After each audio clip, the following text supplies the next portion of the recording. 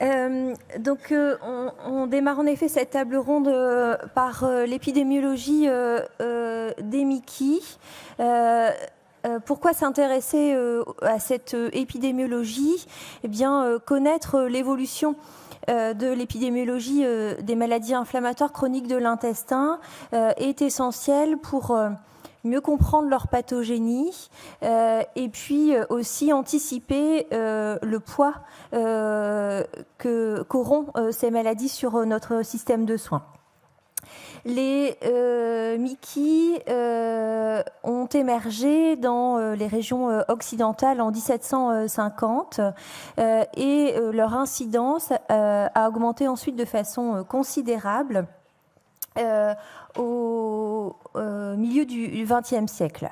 Les Mickey sont apparus secondairement dans les pays en voie d'industrialisation, nouvellement industrialisés, où l'incidence, elle, continue d'augmenter actuellement. Alors bien sûr, l'augmentation de l'incidence, elle peut s'expliquer par une meilleure connaissance de la maladie et l'amélioration de l'accès aux soins et de la performance des examens diagnostiques, mais elle coïncide aussi avec l'industrialisation et l'occidentalisation des régions, des sociétés. Oh, alors là, j'ai même plus d'écran là. Merci.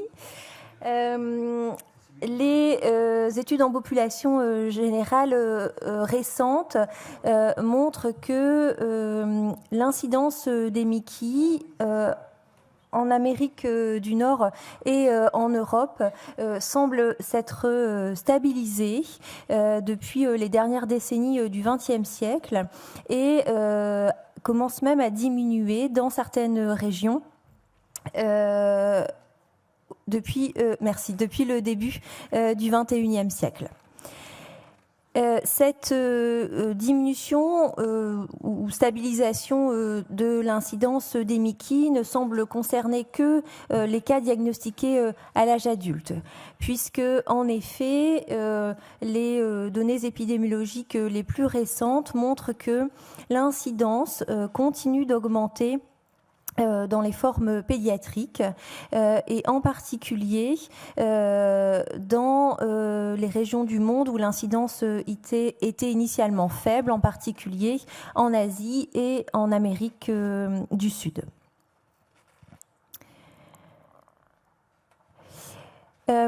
Les seules données dont nous disposons en France concernant l'épidémiologie des Mickey sont issues du registre EPIMAD.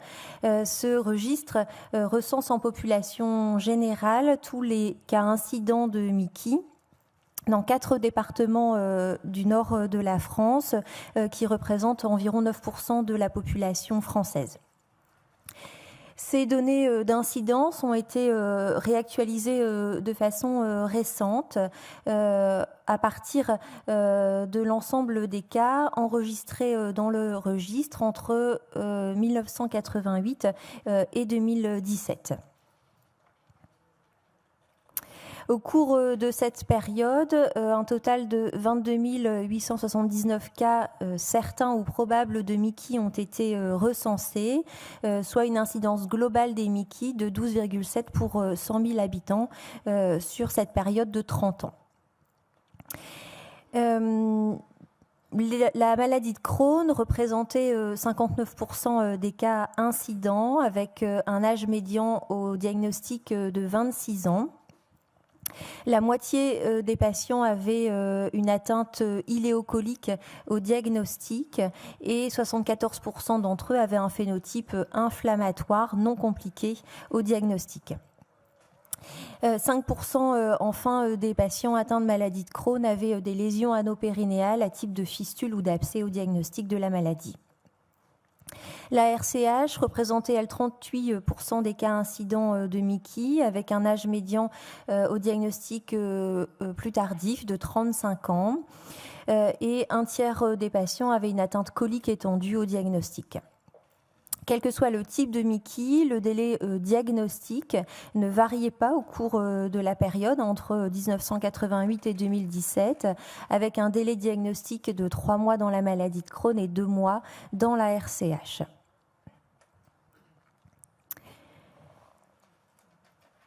L'incidence globale des Mickey a continué d'augmenter dans cette région de la France au cours de la période de 1988 à 2017, avec une incidence passant de 10,4 en 88 à 14,1 en 2017. Cette augmentation de l'incidence concernait aussi bien la maladie de Crohn que la RCH, avec une augmentation respective de 1,9% par an et 1,3% par an, tout âge confondu. À noter que dans la RCH, l'augmentation de l'incidence était 2 fois plus importante chez la femme jeune par rapport aux hommes. C'est chez l'enfant que l'augmentation de l'incidence était la plus importante. Les enfants et les adolescents âgés de moins de 17 ans représentaient 9% de l'ensemble des cas incidents de Mickey dans le registre, et une très grande majorité d'entre eux, près de 90%, étaient diagnostiqués après l'âge de 10 ans. L'augmentation de l'incidence de la maladie de Crohn et de la RCH à début pédiatrique était respectivement de 4,3% par an et 5,4% par an, sans différence significative entre les garçons et les filles. Concernant la localisation de la maladie, eh bien, la proportion de patients ayant une localisation iléocolique au diagnostic augmentait au cours de la période de 40% en 88 à près de 60% en 2017. La distribution des phénotypes, elle, par contre, ne variait pas au cours du temps. La proportion de patients ayant une atteinte inflammatoire, sténosante ou fistulisante au diagnostic restait stable sur les 30 ans de l'étude. Dans la RCH, là aussi, il existait une évolution de la localisation de la maladie au diagnostic. La proportion de patients ayant une atteinte isolée du rectum diminuait, alors que la proportion de patients ayant une atteinte colique étendue passait de 20% en 88 à 30% en 2017. Donc cette actualisation récente des données d'incidence montre que l'incidence des Mickey a continué d'augmenter sur cette période de 30 ans, avec une augmentation plus marquée chez les enfants et les adolescents, et dans une moindre mesure chez la femme jeune dans la RCH. L'augmentation de l'incidence, en particulier au milieu du XXe siècle, et l'émergence des Mickey dans les pays en voie d'industrialisation, eh bien, suggère le rôle potentiel de facteurs environnementaux dans la survenue de ces maladies inflammatoires intestinales. Un certain nombre de facteurs environnementaux ont été très étudiés et clairement associés à la survenue d'une maladie de Crohn ou d'une RCH, tels que l'antibiothérapie reçue en particulier pendant l'enfance, le tabagisme ou encore l'appendicectomie.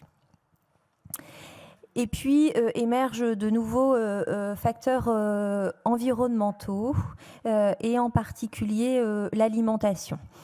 Des progrès considérables ont été faits au cours des 10 dernières années dans la compréhension du rôle de l'alimentation, des habitudes alimentaires dans la pathogénie de ces maladies. Le lien entre les habitudes alimentaires et le risque de Mickey a été étudié à partir de grandes cohortes suivies de façon, incluant des individus sains, suivis de façon prospective pendant de nombreuses années. Ces études ont montré notamment une augmentation, une association entre le risque de Mickey avec un risque accru en cas d'alimentation de type Western Diet, incluant une consommation importante de viande rouge, de matières grasses animales, d'oméga 6, de produits ultra transformés ou épicés. Et à l'inverse, la consommation d'une alimentation plutôt de type méditerranéenne, incluant une consommation importante de fruits et de légumes, de produits fermentés et d'oméga 3, était plutôt associée à un risque plus faible de maladie de Crohn. À partir de ces études de cohorte, il a été suggéré que l'alimentation, que certains aliments pouvaient créer un environnement pro-inflammatoire qui favoriserait le développement d'une Mickey chez des sujets génétiquement prédisposés. Il a ainsi été développé des scores définissant le potentiel inflammatoire ou anti-inflammatoire d'un groupe d'aliments ou de nutriments, et ces scores ont été corrélés avec la survenue, avec le risque de Mickey. La plus grande cohorte s'étant intéressée au potentiel inflammatoire de l'alimentation et au risque de Mickey est publiée très récemment, et la cohorte EPIC-IBD, qui est une cohorte qui a inclus près de 400 000 adultes sains issus de 8 pays européens et suivis de façon prospective. À partir de cette cohorte a été calculé un score inflammatoire de l'alimentation, le ISD, qui reposait sur un questionnaire de fréquence alimentaire qui était soumis aux individus inclus dans cette cohorte. Ce score incluait 28 nutriments.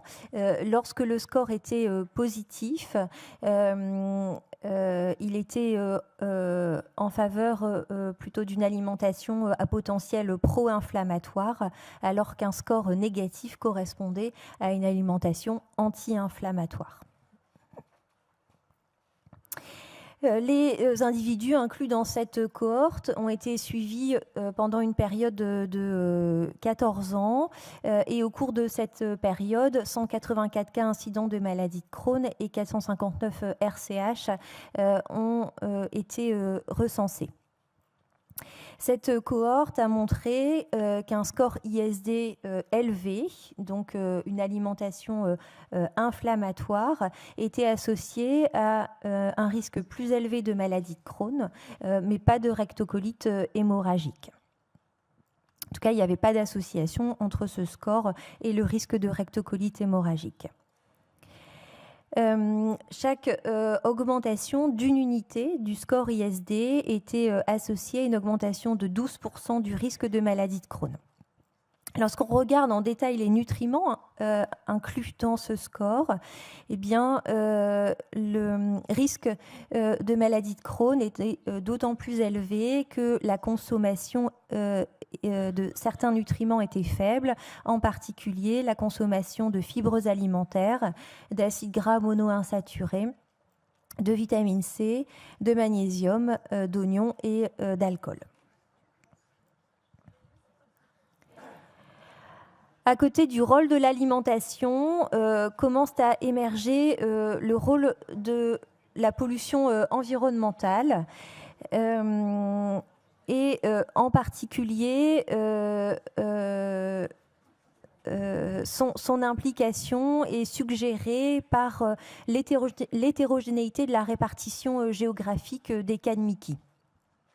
La répartition des cas prévalents de maladie de Crohn en France, obtenue à partir des données des PMSI entre 2007 et 2014, montre une répartition inhomogène des cas de maladie de Crohn avec des zones, des régions à sur-risque, dont la plus importante est située dans le nord-est de la France et qui représente 35% de l'ensemble des cas prévalents de maladie de Crohn en France. En corrélant ces données de répartition spatiale avec des variables écologiques, il a été mis en évidence un risque plus élevé de maladie de Crohn dans les régions à plus forte déprivation sociale et dans les régions les plus urbanisées, suggérant une implication dans ces régions très urbanisées de la pollution environnementale. Pour aller plus loin dans la compréhension d'un éventuel rôle de la pollution environnementale dans les MICI, une étude écologique pluridisciplinaire appelée CROPS a été menée. Donc, cette étude incluait des environnementalistes, des historiens, des épidémiologistes et des médecins. Cette étude visait à comparer l'exposition environnementale et en particulier l'exposition à 72 polluants qui ont été mesurés dans des sols de zones à sur-risque de maladie de Crohn en rouge sur la carte et dans des zones à sous-risque de maladie de Crohn en bleu sur cette carte. Ce travail a montré une corrélation entre le surrisque de maladie de Crohn et l'exposition aux métaux lourds dans les sols et en particulier l'exposition au chrome, à l'arsenic, au zinc et au nickel. L'hypothèse de l'implication de ces facteurs environnementaux et en particulier l'implication des métaux lourds dans la pathogénie de la maladie de Crohn va être confirmée ou non, en tout cas investiguée par une étude cas témoin qui va débuter prochainement, qui aura pour objectif de mesurer l'imprégnation en métaux lourds des patients atteints de maladie de Crohn et de comparer cette imprégnation à des témoins à partir de prélèvements de sang et d'urine. Donc, pour conclure cette première partie de cette table ronde, eh bien, les données épidémiologiques récentes montrent que l'incidence des MICI semble se stabiliser, voire diminuer dans certaines régions occidentales, sauf chez l'enfant où l'incidence continue d'augmenter.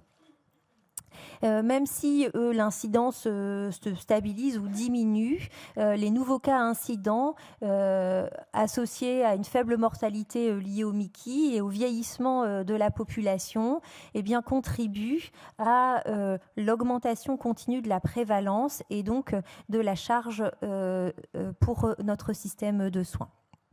La surveillance épidémiologique des MICI et l'analyse de l'évolution temporelle et spatiale de l'incidence sont essentielles pour identifier d'éventuels facteurs environnementaux impliqués dans ces maladies, avoir des pistes à partir de cette surveillance épidémiologique et puis aller plus loin par des études cas témoins avant de passer à des études plus translationnelles pour confirmer ou non ces hypothèses. Je vous remercie de votre attention.